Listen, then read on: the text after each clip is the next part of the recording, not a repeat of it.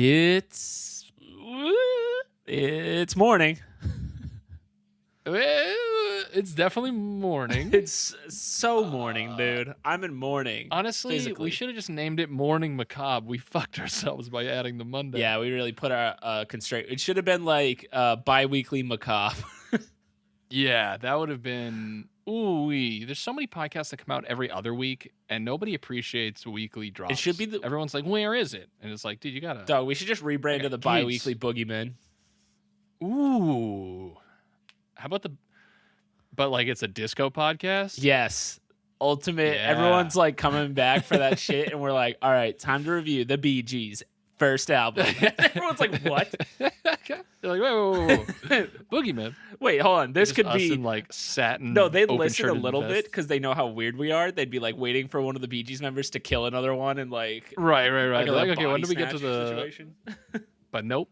It's a straight up disco review. Straight up disco review, dude. At SUDR.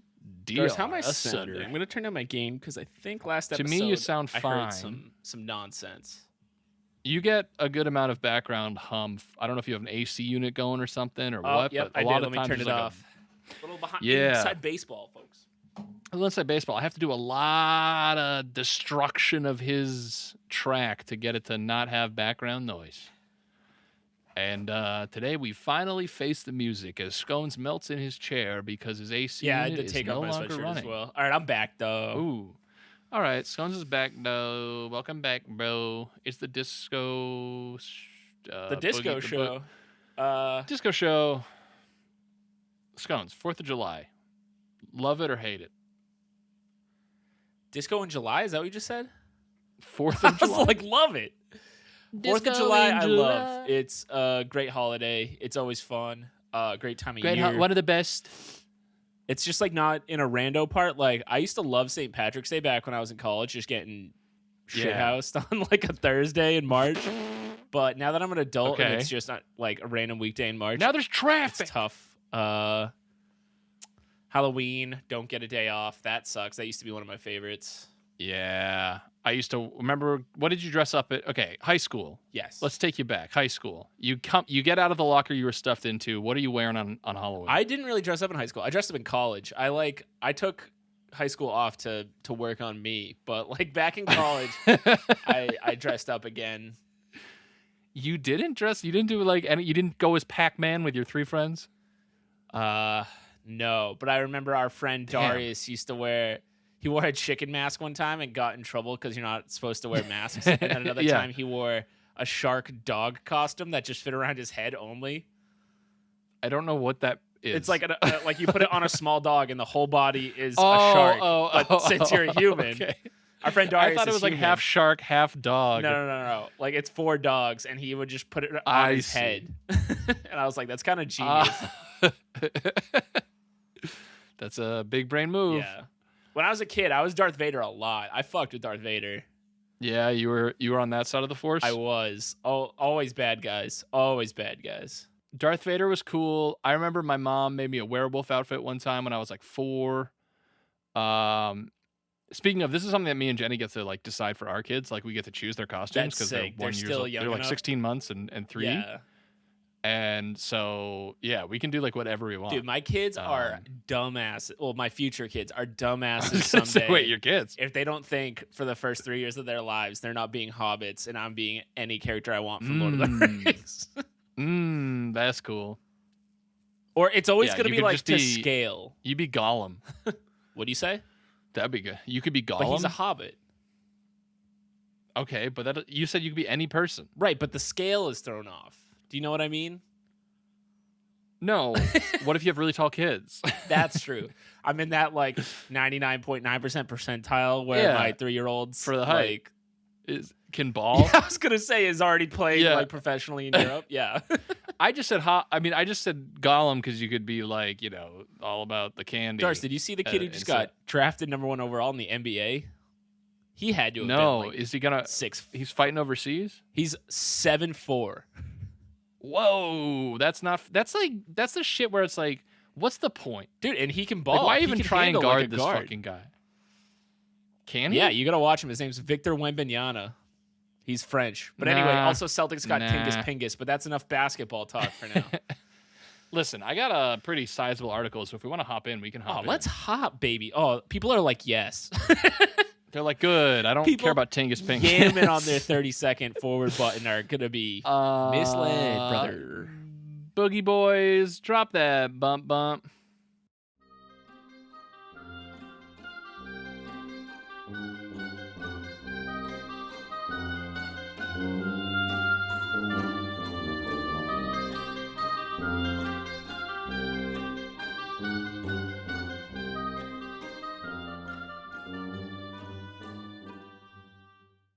Dog, that bump stinking different today. Stinking different? Is that what you said? Yes. I like Thank you. you. All right. Me like you that. Me like you that. I was watching that last night. I watched it last week. Great movie. Style if you haven't seen boys, Popstar, boy. Never Stop, Never Stopping, it's so good and so underappreciated. It's incredible. Go watch the movie. Okay. Scones today. I got an all this interesting article. Yes. Give it to me, right? On all to this the interesting veins. Professor McGonagall. You got a Professor McGonagall, dude? Was it a cat first or a Yeah, lady? shiny Japanese. It was so if you it's a holographic. So like if you turn the card, it's the cat, and then you turn it, it's Professor McGonagall taking body shots off of the Weasley Hell twins. yeah, dude! My parents fuck heavy with what's that new show? Or they're all fancy British people.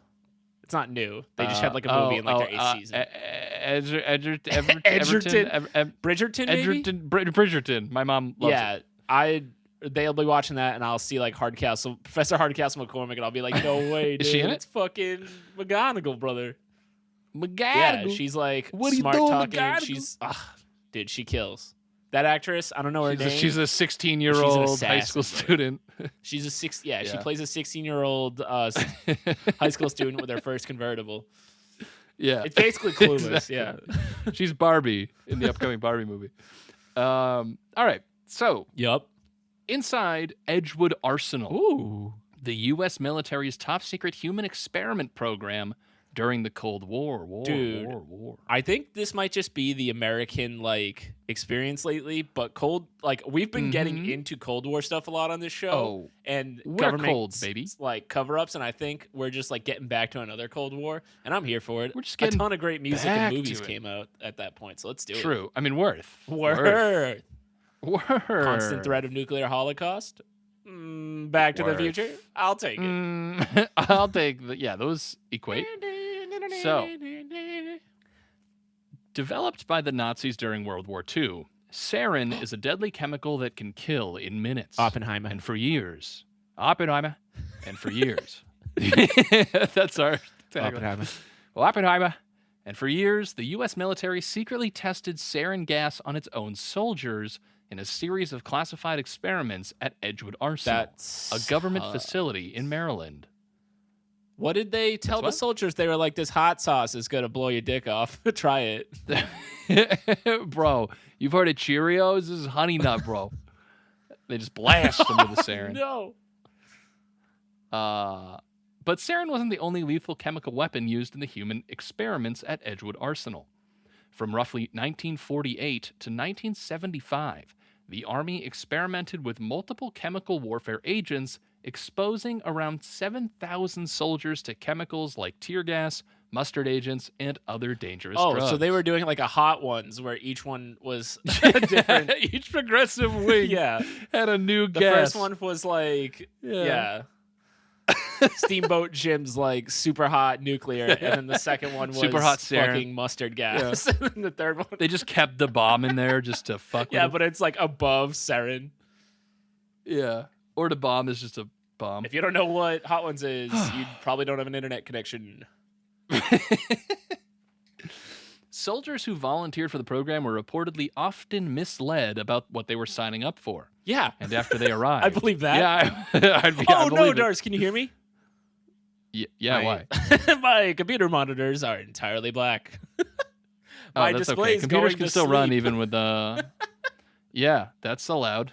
Computers can work without them. Kid, is the good I'm news. a computer. So they weren't told what they were signing up for. And after they arrived, many volunteers were administered drugs without being told that they were. So, very cool Just U.S. things. government shit. Just cool government stuff, dude. That's, brother. That's tax-paying dollars. Those are dingers that I'm giving. Those are dingers. And I'm glad they're doing it. If they had told me what it did, I never would have taken it. One test subject said after learning he'd been given LSD.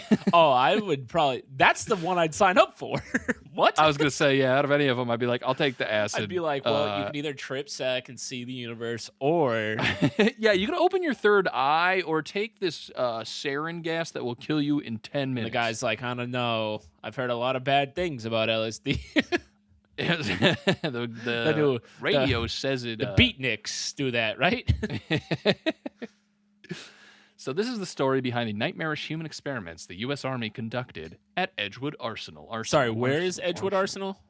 What? It's in Maryland. Ooh, Maryland, brother. Mary. Did they put a little Mary, quite contrary. Old Bay seasoning in there? Sarin Old gas? Bay. Yeah, one of them was just Old Bay sarin. You have sarin or Old Bay sarin. Ooh, one goes great on crabs. One doesn't. Guess what? Guess which one? Guess what? Human experiments in the name of national security. Initially, the Army argued that the Edgewood Arsenal experiments were necessary for national security. Of course. With the Cold War raging, the military needed to know which chemicals might harm U.S. troops, and also wanted to develop its own chemical weapons to use offensively. It's crazy that, I mean, experimenting on humans, I morally disagree with in any form, unless it's like... That's not what you said off mic. Especially with poisons, but like... Yeah. The fact that they would go straight to military people and not like death row or like POWs. Yeah, there's definitely a pecking order here that we should follow. Right. Not that any of it's justified, but it seems crazy to go straight for like the guy who just signed up. Want to fight. Yeah. You need those guys, right? Right. You're able-bodied young men. Logically, it just doesn't add up. Right. So for over 2 decades, the Army tested chemical weapons on volunteer soldiers. Allegedly, the U.S. even consulted the former Nazi scientists who developed chemicals like sarin to help with the experiments. I like that. Like, where are these Nazi scientists? Right, yeah, they're like, we went down to Argentina. Yeah. Phoned up South America. Said, hey, your last name's different. Yo, you know Giselle Bundchen? Yeah, but Bunchkin. She's got to be related to Nazis, right? I don't know. I don't know enough about just like a German supermodel from Brazil. Yeah, she was actually created in World War II. Am I the only one doing the math? People are going to be like, anyone can move there, right? And I'm going to be like, no. No. I don't know that. I'm scared. Psychiatrist Colonel James Ketchum, Ash's uncle, who later became known as Dr. Delirium. Dude, that's what happened to Ash's dad. Yep, we figured it out. Delirium. Dr. Delirium. Meanwhile, Professor O. Ash has just been tripping on gas that was given to him by his father.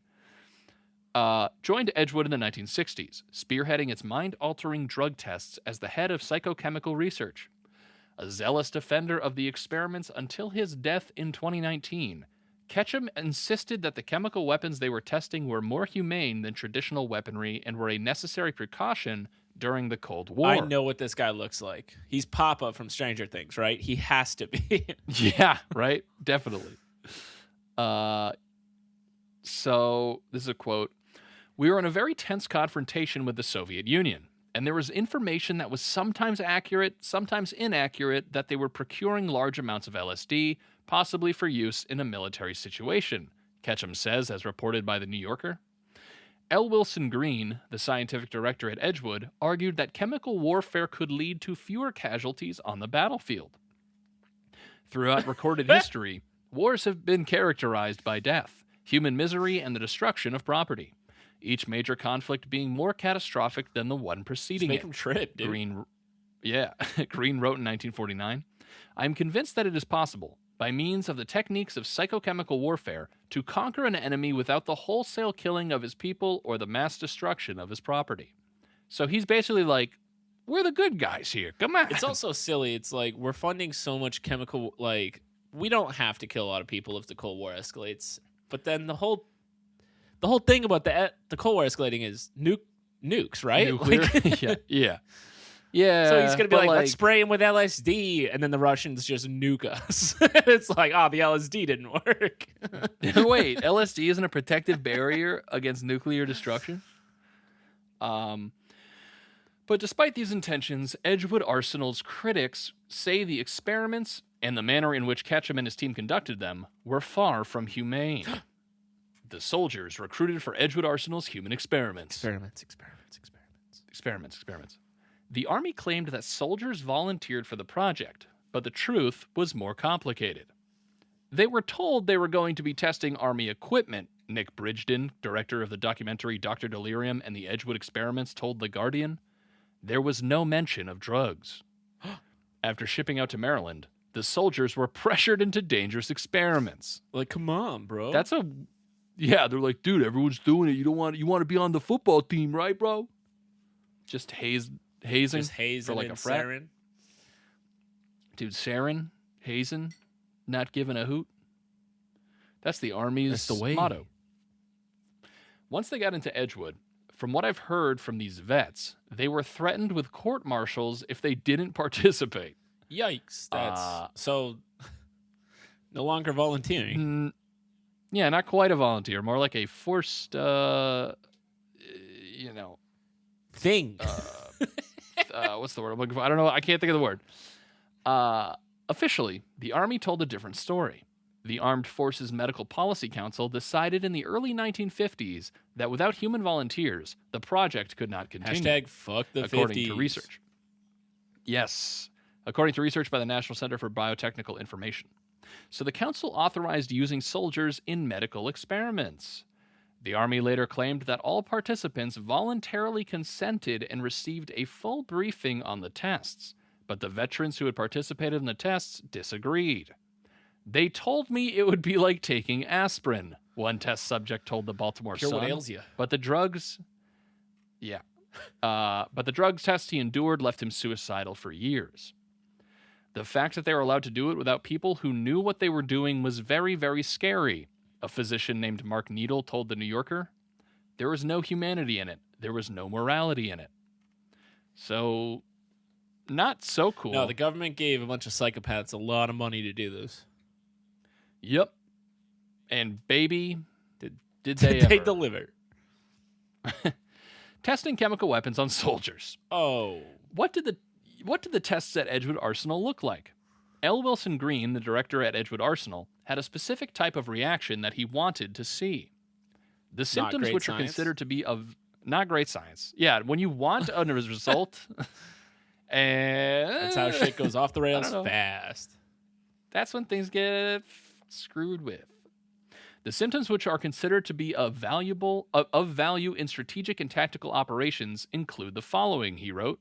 Fits or seizures, dizziness, fear, panic, hysteria, hallucinations, migraine, delirium, extreme depression, notions of helplessness, lack of initiative to do even simple things, and suicidal mania. So, let's do it way to our own worse people. than WrestleMania. Yep. As a result, the volunteers took drugs that rendered them terrified and debilitated, including dangerous toxins like sarin and Agent BZ. What does sarin do to you? Does it I think so. Is it just like instant death, or is it like does it melt your face off? Let me see. I feel like it was in it's probably really bad because it was in 24 at one point. Oh no. It can cause tremors, seizures, and hypothermia. Oh, so it just fucks with What your the fuck? nervous system. Yeah. Here's a Quora question. What does sarin gas do? Answer. Kills people. There it is. That's what I wanted. There we go. Asked and answered. In some experiments, doctors dripped deadly chemicals on the arms of volunteers to see how they reacted. In others, men popped pills without knowing exactly what they contained. Some men went temporarily blind during the tests or tried to harm themselves. Some experienced hallucinations that lasted for days. That's way better than the test left stuff. some. Yeah. Again, one is just tripping, and the rest are death. Are not Are tripping. like gruesome death. Yeah. The test left some volunteers hospitalized. When psychotropic drugs left one soldier paranoid, even after the doses wore off, he spent 6 weeks in the hospital. Which, that sounds right to me. Sounds like a long time. Sounds like not fun. The horrific impact of the Edgewood drug tests. Perhaps the most dangerous chemical the Army experimented with was sarin. In 1 year of sarin tests, 7 technicians required immediate medical treatment after they were accidentally exposed to the chemical. Nope. And birds passing over the gas chambers, flews following sarin tests, dropped dead. And they had to regularly remove them from the roof of the facility. You just had to get a guy up there to scrape the birds off? Yeah, he's like, hey, I'm Tony. Nice to meet you guys. I'm the janitor. I'm here to scrape off the dead birds. Yeah, love what you guys are doing. Like, dead birds. He's like, nothing. Yeah, no, I mean, just scrape all the happy alive birds off the roof. The healthy volunteers who were administered the toxic chemical. Oh, the healthy volunteers. That's so fucked. Yeah. They had to administer and receive, like, these volunteers. The healthy volunteers who were administered the toxic chemical, meanwhile, had severe reactions, including twitching, vomiting, and struggling to breathe. In 1961, one Edgewood volunteer named John Ross was administered a nerve agent called Soman, and just as he was being injected, he overheard the doctors say the chemical was lethal. I started having convulsions, he later told the New Yorker. I started vomiting. What? He's alive. He is alive. Okay. He's like, yeah, and one of then the guys I died. standing... It was lethal. I told the New Yorker. Oh my God. One of the guys standing over me said, "We gave you a little too much." Oops. Oopsies. Oopsie. They told me to walk it off. They're just an abusive stepdad. Pretty much. I started to panic. I thought I was going to die. Ross lived, but for years he expressed depression and insomnia. In another experiment, a test subject who had been administered BZ said he felt he was in danger at BZ? Edgewood Arsenal. Is it like a bunch of bees they put in your mouth? Yeah, it stands for Zoom. They zoom a bunch of bees into your mouth and make you hold it shut. Yeah, and they say, how long can you do it? If you want to be part of Pi Kappa Beta. Yeah, and then that's how we'll get the Russians. Put bees in their mouths. Bees nut. I feel like my life is not worth a nickel here, he said. I just don't feel that I am safe here in the house. Hold on, how much was a nickel back then? Like 5 cents. Well, no, but like, I mean... You mean compared to today's value? Yes. I have no idea. All right. Moving on. The aftermath of Edgewood Arsenal. In 1975, the human experiments at Edgewood Arsenal ended after a Congress investigation exposed the program for its coercive recruiting process and repeated failure to obtain informed consent from volunteers. Oh, so this isn't like a conspiracy. This is like prim and proper documents. Yeah, I was going to say, Congress came in like when baseball had steroids, and they were like, we're putting an end to this. You're all getting asterisks next to your military careers. No one's getting into the Military Hall of Fame here.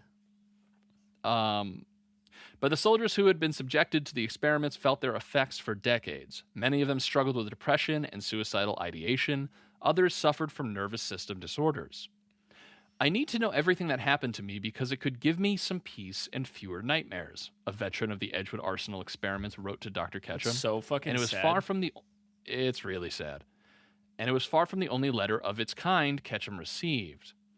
I guess some people find it satisfying to look back and condemn what doctors and others did half a century ago. Ketchum shot back to another veteran who questioned him. This guy deserves to have all the bees in his mouth.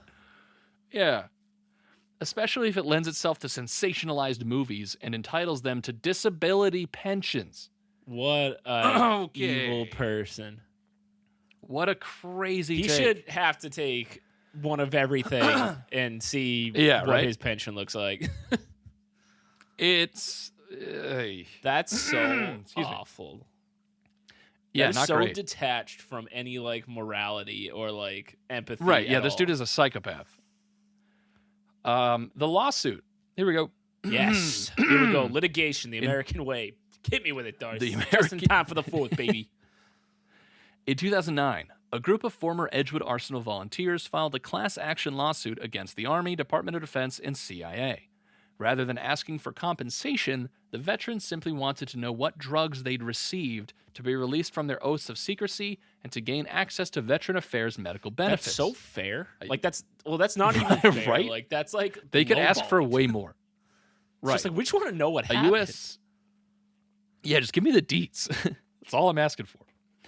A U.S. District Court ruled in favor of the veterans in 2013, and in 2015, the 9th District Court of Appeals determined that the Army was also required to provide the veterans with medical care related to the experiments. Over 60 years since the human experiment program at Edgewood Arsenal began, the veterans were still dealing with the lasting effects of the tests they'd undergone. Only now, at least in a literal sense, the Army was finally paying for what they subjected them to. Honestly, seems like not fair. Not worth. Not sure worth. Hashtag any of not them. worth. Not worth. Not worth. No matter one how bit. many bees you can shove in how many Russians' mouths. How many bees you rehomed into someone's mouth is not worth it. But so yeah, that's the Edgewood Arsenal experiments. Really sad. yes, and it makes me wonder how many of these things happened that never got out. Like never went public, or the people, all of them. Well, they probably just died, or and like they just don't didn't fucking tell like anyone, can't even fathom, or like yeah, can't even have any sort of memory after whatever they went through. Yep, it's a super fucked up thing, and it's like it makes you wonder if like is that still happening? Probably. The U.S. government is such a boner for psychedelics. For someone who illegalizes all of them, they have such a boner for them. They always want to see what like cocktail of crazy drugs they can give to people that somehow they think is going to matter in war. Yeah, it's or espionage somehow. I think that I'll say it. I think the U.S. government has done some bad stuff. Darce, this close to 4th of July. Listen, you're gonna hurt the U.S.'s feelings. I'm gonna go missing. You can't say that on its birthday week, brother. You're right. America. But yeah, not great. And again, I don't see why who the government personnel that were funding it were like, this is a good idea, and weren't like, I'd rather have like drones than dude. spray. I don't know. We talk about so many things now that I'm just like, is the government just the stupidest? Dude, they're the weirdest. Like I feel like they're just bored. They have to spend the budget they're given, and they are bored and out of ideas. And they are bored. So they're like, let's give this guy like the worst thing possible, even though in a wartime situation, it's just going to be bombs and planes. Bombs and planes, bombs boys. And planes. That's the new Madagascar trailer. That's the new Bombs Over Baghdad. Bombs, trains, and automobiles. Dude, Andre 3000's coming out with a solo album, just saying. Guys, if you take anything away from this episode, Andre 3000. I saw him one time in Manhattan. Wow. Could you tell it was him because he was dressed like Andre 3000? Yes, and he looked like Andre 3000, and he was Andre. You could tell he was Andre 3000 because of the way that he was. That's incredible. And he was rolling with like some model, and then everyone was like, "Yo, can you take a picture?" And he's like, "No."